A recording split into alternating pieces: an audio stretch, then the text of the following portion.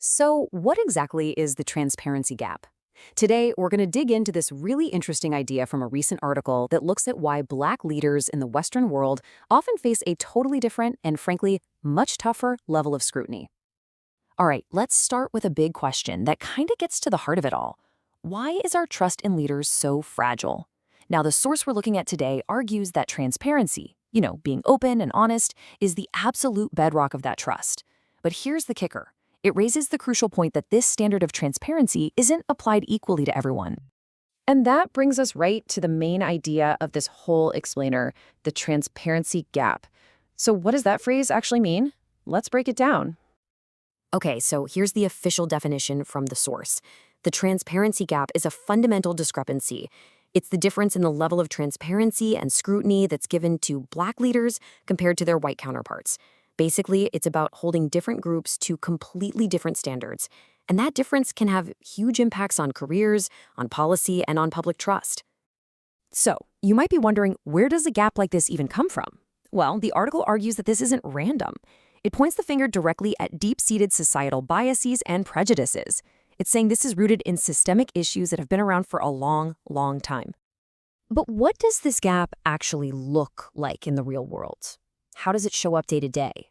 Let's get into the nitty-gritty of how this difference in scrutiny and bias really plays out. The source highlights two major arenas where you can really see this happen. First, in politics.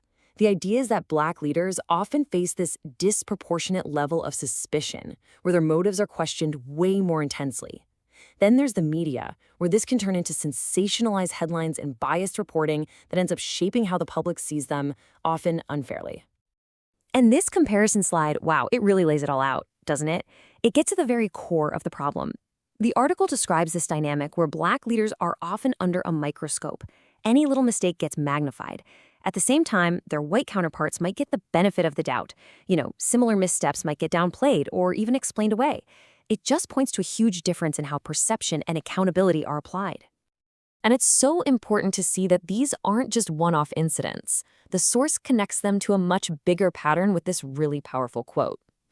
This discrepancy highlights broader issues of systemic racism and privilege that continue to pervade Western societies.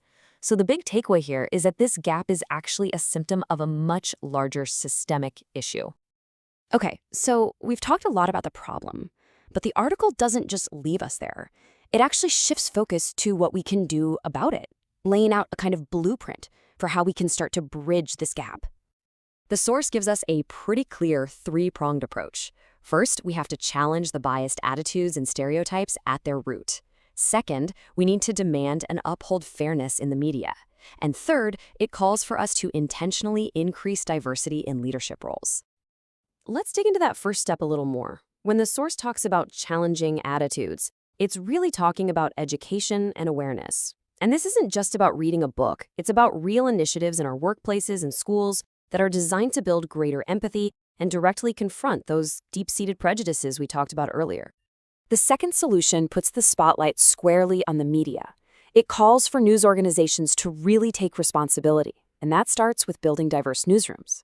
But it's also about critically examining the actual language they use in their reporting to weed out those hidden and sometimes not so hidden biases. And the third step, well, this is a big one. It's all about driving systemic change.